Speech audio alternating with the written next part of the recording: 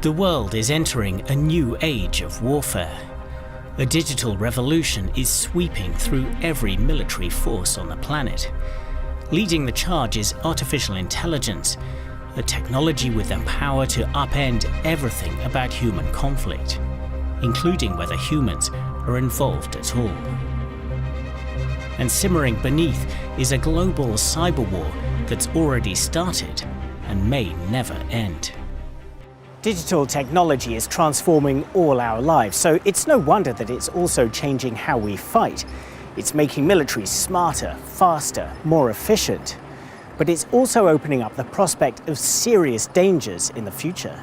There's a third revolution of warfare after gunpowder and nuclear weapons. There will be more unpredictability, and that will make the whole world a more dangerous place.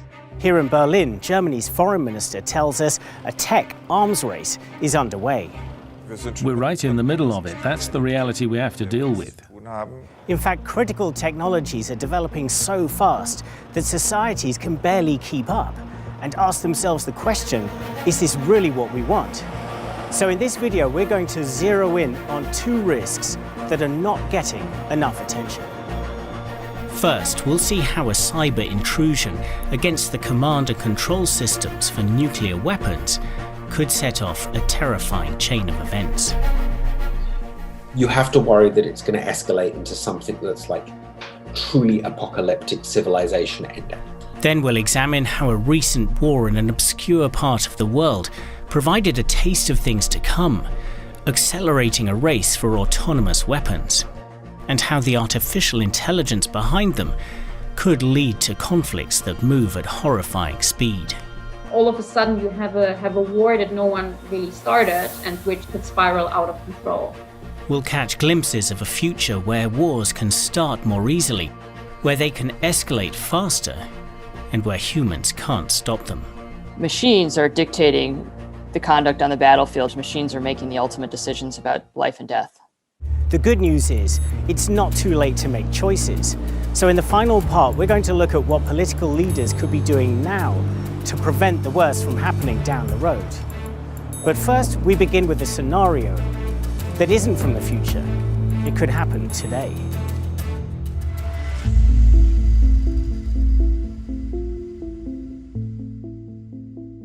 We're going to England's North York moors, near the coast and the windy North Sea.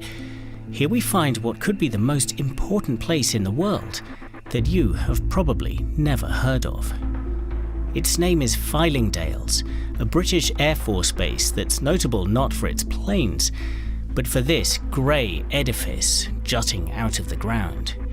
They call it the Pyramid, but in fact, it's a giant radar. It's not the only one.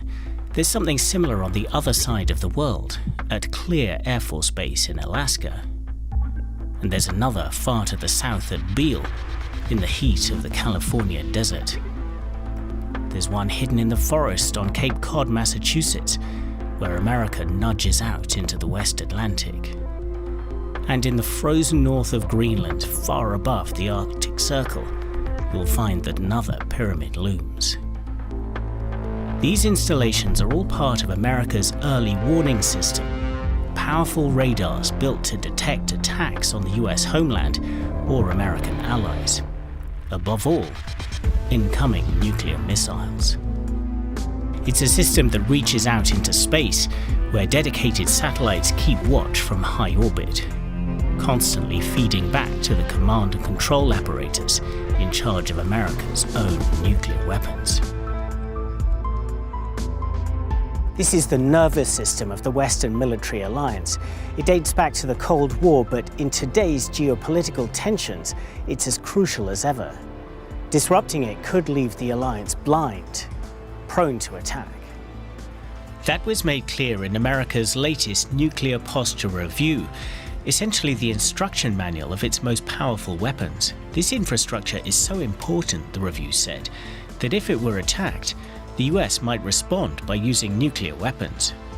As we're going to find out, despite their critical position at the heart of Western security, these systems are vulnerable to new and unpredictable threats. The first early warning systems were built decades ago, at the height of the Cold War. Their job, detecting nuclear missiles coming in from Russia. As they've been updated over the decades, two crucial things have changed that make them more exposed. First, many are no longer focused only on nuclear threats. They're multitasking. None of the big command and control systems whose existence has been acknowledged by the US government are used exclusively for non-nuclear operations. James Acton is one of the world's leading experts on nuclear security. And that's one example of this phenomenon that I term the growing entanglement between the nuclear and the non-nuclear domains. This idea of entanglement is important. It means that the incredibly sensitive area of nuclear weapons is no longer separated off in its own bubble. It's become mixed in with matters of conventional warfare. And that multitasking means that these systems are more likely to be a target. In a crisis or a conflict, adversaries could have a potential incentive to attack these dual-use command and control assets, these assets that are used for both nuclear and non-nuclear operations.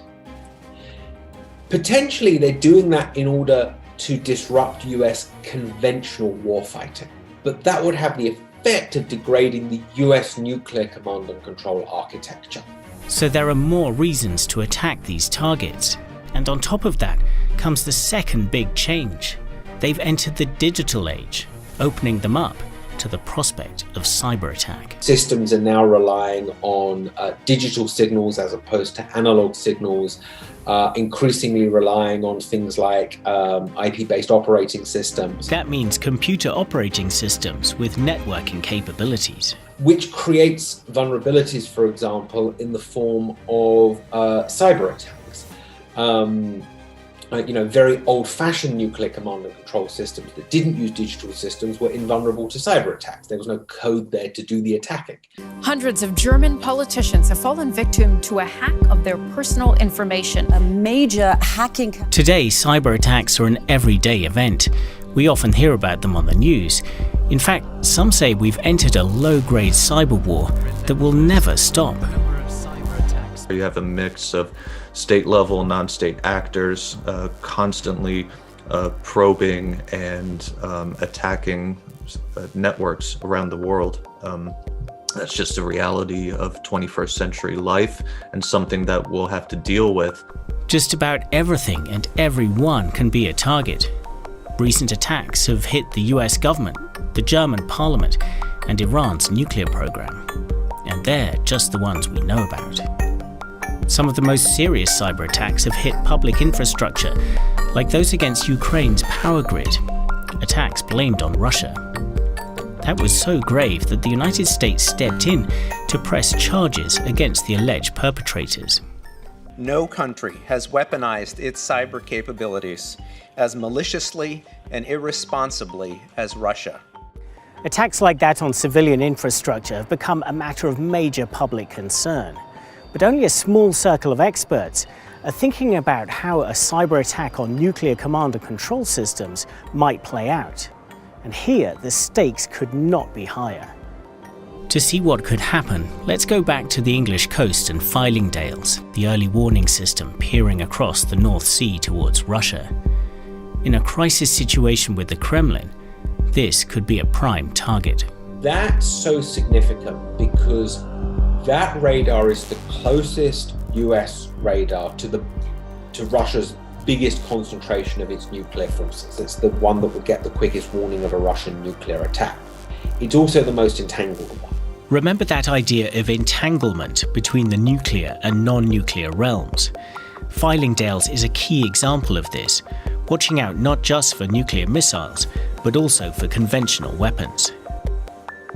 Russia was firing short-range ballistic missiles at Europe, Fylingdales could see those missiles in a way that other US radars that are further from Europe couldn't. So of all the US early warning radars, Fylingdales is the one that has the biggest Russian incentives to attack in a crisis or a conflict.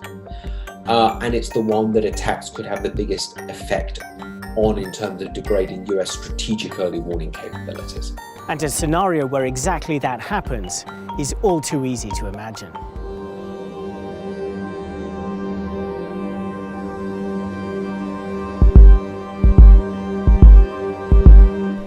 It's the near future. We're in Latvia, a former Soviet republic, now a member of NATO. Protests have broken out among ethnic minority Russians who are accusing the government of discrimination. As the protests turn violent, Russia begins amassing troops along the border. Western leaders accuse Moscow of orchestrating the unrest as a pretext to invade this tiny NATO member state. Neighbouring Estonia and Lithuania, also former Soviet republics and also now members of NATO, report a surge in cyber attacks. Fear spikes across the region. For the first time since the Cold War, NATO and Russia are on the brink of direct conflict. As the crisis deepens, the US detects malicious computer code planted in its early warning networks at Filingdales, in the heart of a system that is on ultra-high alert. James Acton explains what happens next. If you find malicious code in your networks, it's very hard to know what that code does. It takes a long time to, analyze the code and understand what the other side is doing. And this makes it very hard to know whether malicious code is just for espionage or is also for offensive operations as well. And in this fast-moving crisis, the US doesn't know what the code does. It hasn't yet had a chance to analyze it. Even if that code is exclusively for espionage purposes, there is a danger that the US might conclude that it's preparations for an attack on an early warning system. As the malware spreads, the US also has to work out who planted it. That's a process called attribution. It takes time, and it is not easy, adding pressure to the fear and deep uncertainty. There's various countries that could have incentives to launch cyber espionage or prepare for cyber attacks by inserting malware against the US early warning system. North Korea would have an incentive for doing it. China would have an incentive for doing it. Russia would have an incentive for doing it. Maybe others too. Amid all that uncertainty, with the Latvian crisis ongoing, Russia becomes the obvious suspect. I think there is potentially an assumption in that crisis to assume that Russia implanted the malware, even if you don't know for certain who did it.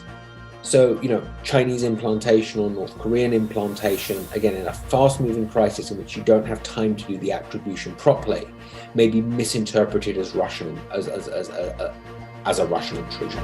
So in the heat of this crisis, under intense pressure, the US has some enormous decisions to make. Its most sensitive nuclear weapons infrastructure is under cyber attack. It doesn't know what the code is doing or who planted it, but the circumstances suggest it's a Russian attack. So the Americans decide to respond in kind with a cyber attack of their own against Russia's systems. It then does the same thing against Russia, right? It's not necessarily for an attack at this point, but for espionage and for signaling purposes and saying, anything you can do, we can do better. The problem is that Russia is very worried about the survivability of its nuclear forces. Now, Russia fears that the US is trying to mess with its nuclear weapons. Discovering cyber intrusions in your command and control system can exacerbate those fears. You can believe the US is preparing to attack, preparing to eliminate your nuclear forces preemptively. The two sides are entering a spiral of escalation that leads towards disaster with a relentless logic. Russia makes the first move. A lot of their nuclear weapons are missiles based on trucks, which they would have to disperse to make them survivable so that the US couldn't destroy them. So they may do that because they're worried about a US nuclear attack, but that kind of action could confirm the US fear that they're preparing for nuclear weapon use. And that's the kind of scenario that I think could catalyze nuclear weapon use directly. The US then disperses its nuclear forces. That confirms Russian fears that the US is thinking about using nuclear weapons, and that leads to Russian limited nuclear use. Limited nuclear use. We've gone from a piece of mystery code found in the wrong place to a nuclear attack. How did that happen? Well, let's do what governments can't do in that situation and press pause and slow things down for a moment and piece them back together. Because this is how a regional crisis can turn into a catastrophic war. In the heat of a crisis with Russia, the US detects malware in its early warning networks. Fearing it could be Russian code aimed at disabling its systems, it retaliates with a cyber intrusion of its own into Russia's networks. Russia now fears its nuclear capabilities are being threatened and scatters its land-based weapons to avoid possible attack. When this is picked up by the US, Washington disperses its own nuclear forces for the same reason. Fearing imminent nuclear attack, Russia fires the ultimate warning shot, a small nuclear missile aimed at a target that would involve minimal casualties, like a naval ship out at sea. You can conceive of first use of nuclear weapons that literally kills no civilians and only a small number of military personnel. I mean, relatively speaking. The use of nuclear weapons against a ship at sea far from any land, a military vessel. You might only kill the sailors on board that vessel and no civilians. While the immediate damage may be limited, this crosses the threshold called nuclear first use. Whichever side does this, they've made the situation deadly serious. Once you've crossed that threshold, once nuclear first use has happened, you have to worry that it's going to escalate into something that's like truly apocalyptic civilization ending. And so, the real goal for me is to prevent any first use at all. We've just seen how a cyber intrusion can escalate mercilessly to a nuclear conflict that nobody wanted. But there are things that the world could do now to prevent such a disaster from happening in the future. We'll turn to those later.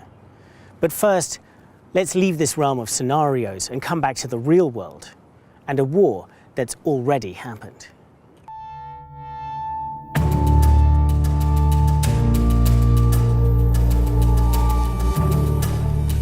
It's late 2020 and war has broken out in a place the world had forgotten. A festering conflict has erupted into full-scale fighting. Ground zero is Nagorno-Karabakh, a disputed region in the Caucasus Mountains, fought over by two former Soviet republics, Armenia and Azerbaijan. This looks like a textbook regional war over territory, over ethnic and national pride, fought while the rest of the world is consumed by the pandemic. But for those who are paying attention, it provides a glimpse into the future.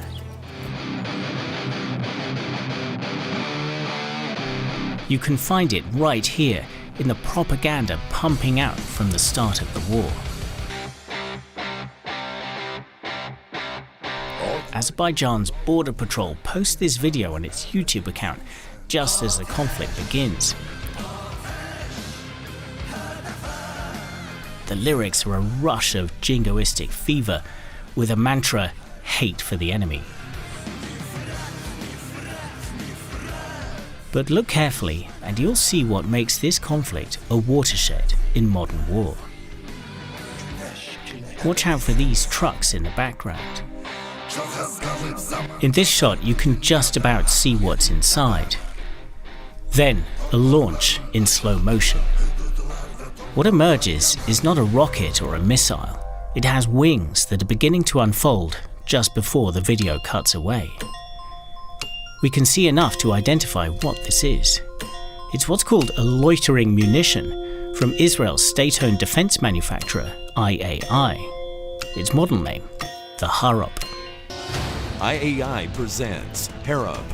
The company's promotional videos show what loitering munitions can do. Once launched, they fly autonomously to a target area, where they can wait or loiter in the sky for hours, scanning for a target, typically air defense systems. Once they find a target, they don't drop a bomb, but fly right into it to destroy it on impact. It's earned them the nickname kamikaze drones.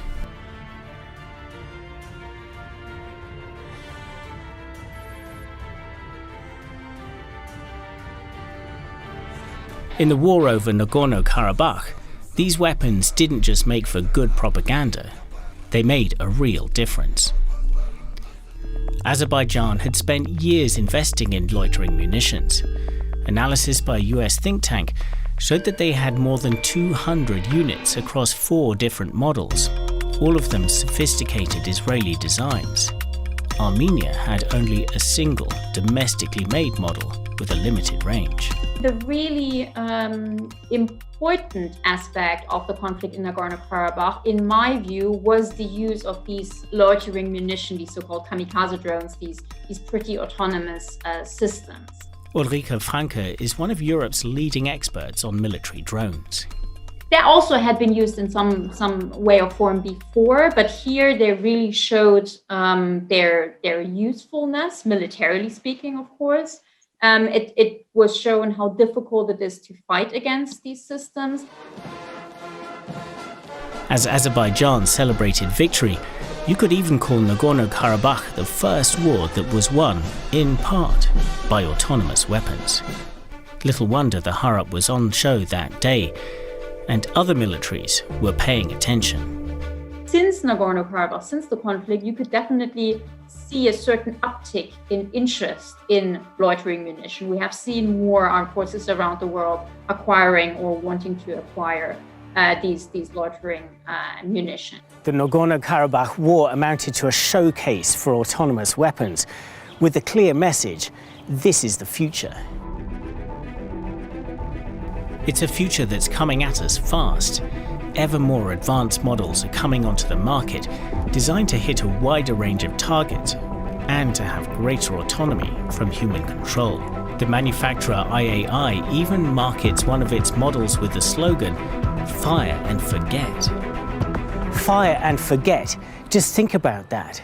Already, today, autonomous weapon systems are being used to detect and destroy targets over long distances without human intervention. And this revolution is just getting started, turbocharged by artificial intelligence.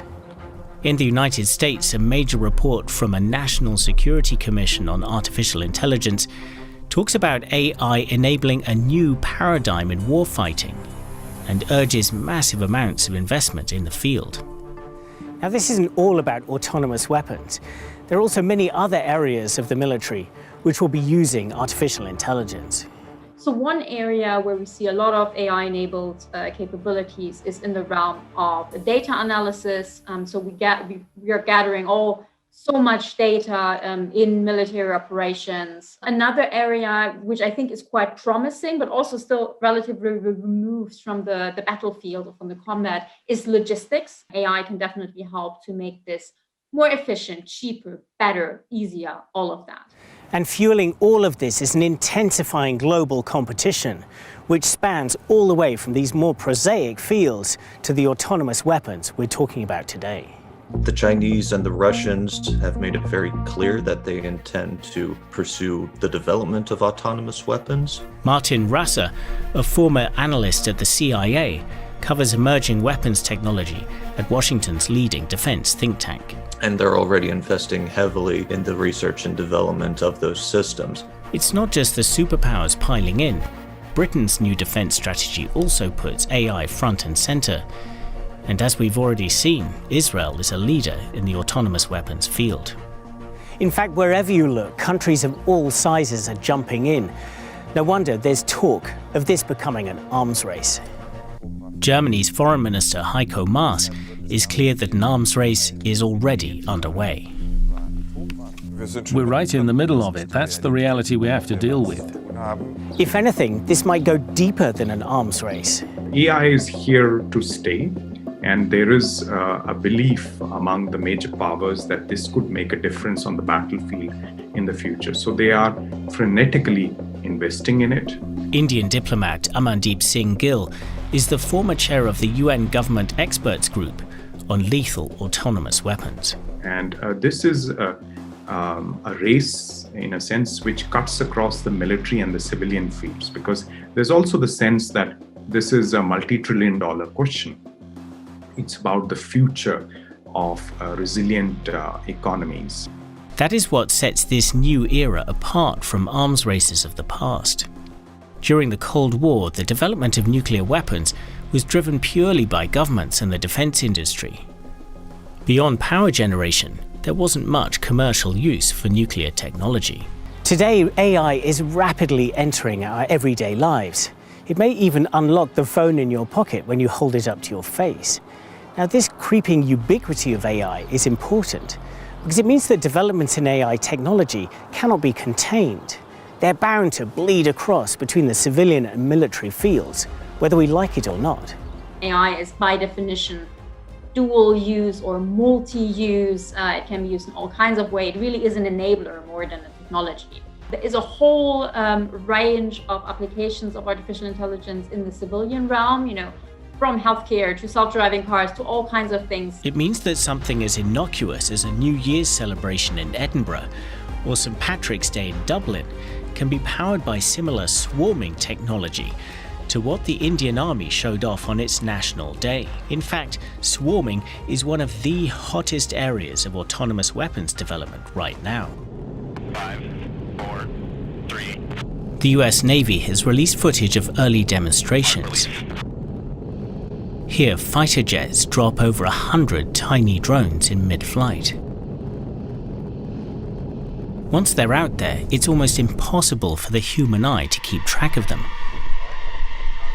The whine of their motors, almost the only sign of the threat in the sky.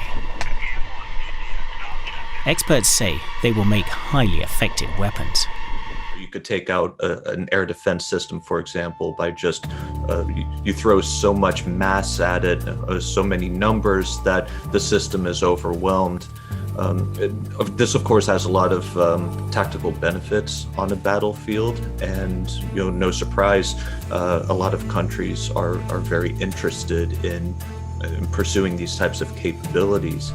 Not least the head of the body advancing the US Army's modernization, as he explained in an online think tank forum. Most likely drone swarms or something you're going to see on a future battlefield. And I don't think it's if. As a matter of fact, I think we're already seeing some of it. I just think it's a matter of when you begin to see it. And feeding the momentum of this potential arms race, in order to fight these weapons, you need these weapons. Humans don't have a chance. When you're defending against a drone swarm, a human may be required to make that first decision, but I'm just not sure any human can keep up with a drone swarm, defending against a drone swarm. This issue of speed gets us to a critical emerging danger of autonomous weapons. The weapons we've seen so far are capable of a high degree of autonomy, but they wouldn't be impossible for humans to control. Even a fire-and-forget weapon needs a human to fire it. They're still operating in a way that we can pretty much grasp. Now let's think ahead, a decade or two into the future. That's a decade or two of rampant technological development and adoption of increasingly autonomous weapons. I think what is very likely that in 20 years' time, we will have swarms of unmanned systems, not even necessarily just airborne, just drones, can also be ground systems, surface vessels, etc. So different units operating together and carrying out attacks together, which does indeed require quite a high level of AI-enabled autonomy. To fight these systems, you will need these systems, because human beings are simply too slow. This is what potentially may drive an arms race, that some actors may be forced to adopt a certain level of autonomy, at least defensively, because human beings would not be able to deal with autonomous attacks as fast as would be necessary. So speed is definitely a big concern here. And that could have fateful consequences for how wars begin. We could find ourselves in a situation where, because of this problem of speed and autonomous systems having to be countered by other autonomous systems, we could find ourselves in a situation where these systems basically react to each other in a way that's not wanted. Where in the literature we call this flash wars, where you have an attack, or even just that you think that there is an attack, an autonomous system reacts to that, another autonomous system by the opponent reacts to that attack, and you kind of have this escalation potentially very fast, hence the flash wars, where you basically have an accidental military conflict that you didn't want. We've already seen something quite like this on the financial markets. The flash crash of 2010 wiped more than $1 trillion off the US stock markets in just minutes. It was driven by trading algorithms feeding off each other in a dizzying spiral. How it happened is still not fully understood. In a flash crash, trading could be halted to prevent disaster. The risk with a flash war is that there might be no pulling back.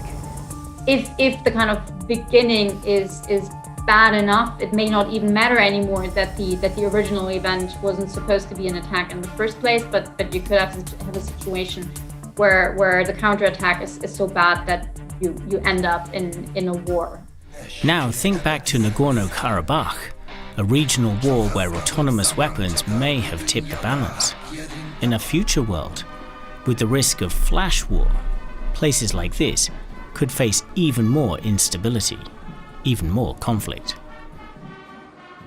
I think we are moving into a world where systems will be more autonomous, but we need to make sure that we minimize the risk of unwanted escalation, of lethality decided by machines without any human control. But how do we do that? How do we prevent the worst? As we're about to find out, the world is struggling to find a way.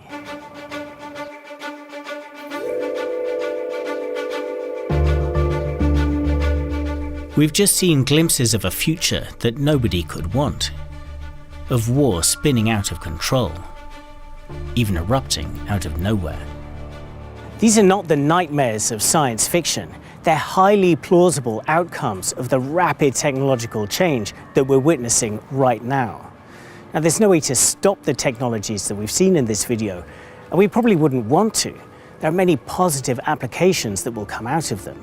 The urgent challenge is to find a way to keep them under control.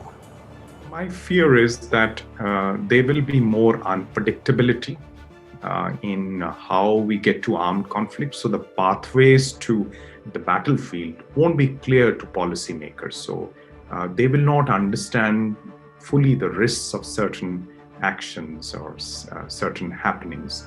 And that will make the whole world a more dangerous place. Amandeep Singh Gill was at the center of United Nations efforts to try to get a grip on autonomous weapons, a process that critics say is now on the brink of failure. This is where it all happens, the UN buildings in Geneva. It's here that delegates from UN member states gather with experts and NGOs to talk about the future of autonomous warfare.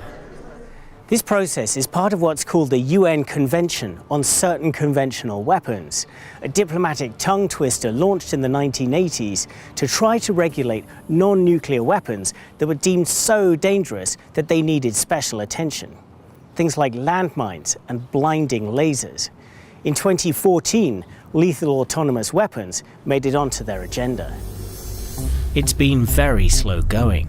The process has yielded a set of guiding principles, saying that autonomous weapons should be subject to human rights law and that humans must have ultimate responsibility for their use. But these guiding principles have no force. They're just a basis for more discussions. And for campaigners calling for a ban, that's not enough. We do get frustrated by the delays that have happened and the delay in moving from discussions to actual negotiations of a new treaty.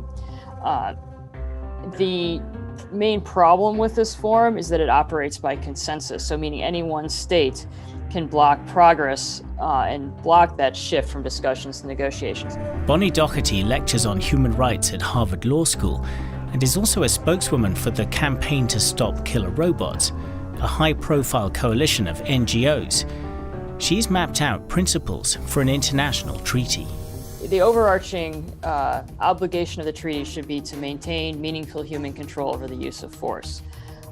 And where it should be a treaty that governs all weapons with operating with autonomy that choose targets and fire on them based on sensors inputs rather than human inputs. That idea of keeping meaningful human control is broadly echoed by many countries, but only 30 states support the campaign. They're mostly smaller nations, but include one giant in the form of China. But Beijing's true position is blurred. China has called for a ban on, or expressed support for a ban on use, but hasn't, to my knowledge, expressed support for a ban on development and production. So we believe that you need to prohibit development as well as use of these inherently problematic systems, because once things are developed, the genie's out of the bottle. And the other great military powers aren't at all keen on those sorts of limitations either. Russia is accused of taking any opportunity to thwart the Geneva talks process. But there are plenty of other objectors too. Russia has been particularly vehement in its objections. Some of the other states developing autonomous weapon systems, such as Israel, the US, UK, and others, have certainly been unsupportive of a new treaty, and have been expressed varying degrees of support for actually continuing discussions. So those are some of the roadblocks that we faced. As things stand, the US is highly unlikely to support a ban. Rather, it set out its own principles, which include human involvement. A ban on autonomous weapon systems is essentially infeasible just because the technology is out there. The Department of Defense has been very clear about its commitment to ethical uses of these technologies, where right now the position is that a human being has to be on the loop or in the loop when those weapons are used, so that it won't be fully autonomous in the sense that there won't be any human interaction with these weapon systems. But the reality is that the US, China, and Russia are all competing so intensely in all areas of AI technology that it's questionable whether any of them would sign up to a treaty that significantly limits what they can do. The large powers will always have agendas. They want freedom of maneuver. They think that they need to have agency over technology development. And sometimes they've been very skeptical of the role of international organizations, multilateral forums, in understanding and regulating technology. Aside from the lack of interest from crucial players, the challenge of tackling an intangible technology like AI is genuinely difficult. A lot of the old ways of arms control and arms control treaties don't work anymore and don't apply anymore to these systems, because we are, to put it kind of bluntly, we're talking about software rather than hardware. So a lot of arms control systems in the past basically were about, allocating a certain number of systems. You are allowed 100 warheads of this type, and you are allowed 100 warheads of this type, and we're basically counting. You can't do this with the AI-enabled weapon systems that we were talking about, because it doesn't matter what it looks like from the outside, but what's in there. Germany has been quite active in trying to navigate around these problems. Its foreign minister says that the world has to find a way. Just like we managed to do with nuclear weapons over many decades, we have to forge international treaties on new weapons technologies. Heiko Maas is a member of Germany's Social Democrats and has been a vocal advocate of arms control. They need to make clear that we agree that some developments that are technically possible are not acceptable and must be prohibited globally. In fact, the German government has laid out its intention in the document that underpins the current coalition. It says, "We reject autonomous weapon systems that are outside human control. We want to prohibit them worldwide." Now, it sounds pretty clear, but even this is complicated. Germany, for instance, does not support the campaign to stop killer robots. It says there's a better way. We don't reject it in substance. We're just saying that we want others to be included in the global controls that we would need to ensure that autonomous weapon systems don't come into use. So military powers that are technologically in a position not just to develop autonomous weapons, but also to use them, we need to include them. So this isn't just a debate about the rights and wrongs of autonomous weapons, it's also a debate about process. On the one hand, Germany says that the big powers must be on board for any agreement. They want that elusive consensus in the Geneva process. On the other hand, the campaign to stop killer robots says that the matter is too urgent to wait. They say there's only time for one more round in Geneva. And we feel that if states don't take action by, at that point, that they should consider strongly, they should move outside of the Convention on Conventional Weapons and look at other options. So they could go to the UN General Assembly to negotiate a treaty. They could start an independent process, basically a forum that is not bound by consensus, but it is guided by states that actually are serious about this issue and willing to develop strong standards to regulate these weapon systems. There is precedent for this, with landmines, for example. In the 1990s, the Geneva process couldn't find consensus. Instead, more than 100 countries broke away to create a ban called the Ottawa Convention. But the great powers didn't sign, and more than 20 years later, the US, Russia, and China still haven't joined the Ottawa Convention. It's a dilemma, isn't it? So you can do away with the rule of consensus, and then you can have results quickly, but they will not have near universal support. At the very least, they will not have support from the countries that are developing these capabilities. But through the rule of consensus, you force those countries to engage. So I think it's a choice that the international community makes in these forums. So the world doesn't agree on what to do about autonomous weapons, and it can't even agree on how to agree on what to do about them. In this situation, is there any prospect of a solution? I think in the end, we may end up with rules or norms or indeed agreements that are more focused on specific uses and use cases rather than specific systems or technologies. So where you basically agree, for example, to use certain capabilities only in a defensive way, or only against machines rather than humans, or only in certain contexts. But as you can imagine, implementing that, first of all, agreeing to that and then implementing that is just much harder than some of the older arms control agreements. Compounding this is the rock bottom level of trust between the major powers right now. US-China talks in Alaska in early 2021 descended into a bitter round of accusations. When there is lack of trust, you tend to attribute all kinds of intentions to the other party. And you tend to overestimate what they might be doing and overshoot in terms of your own response. And today, frankly, the developments on the technology front are actually adding to the mistrust. Preventing the kind of cyber disaster we looked at earlier would require the great powers to cooperate. But as a first step, there are things they could do independently. I think states need to think very carefully about how their cyber operations could be misinterpreted in order to kind of fully analyze the benefits and risks before conducting them. I think countries should adopt a rule that before launching any cyber intrusions against nuclear command and control, including dual-use assets, right, including the stuff that's both nuclear and conventional, that should have to be signed off on by a Secretary of Defense or a head of state, as a way of ensuring, these things are not routine.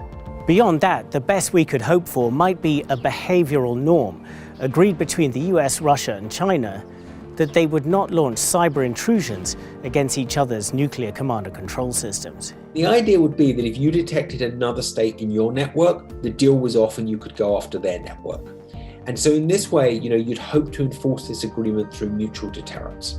But remember that problem of entanglement, of systems involved in nuclear and non-nuclear operations. That's going to make it potentially very difficult to define what command and control assets are included in this kind of pledge and what command and control assets are excluded as part of this pledge. I mean, you'd have to have some pretty kind of difficult and sensitive negotiations that I don't think states are ready for yet. And as the world slips deeper into this era of great power competition, the challenge will be for the big three to carve out areas like this, where they can put mutual interest above the visceral drive to be on top. That is the spirit of arms control. You don't make arms control agreements with your best friends and allies. You always, by definition, try to negotiate them with your enemies, and this isn't exactly new.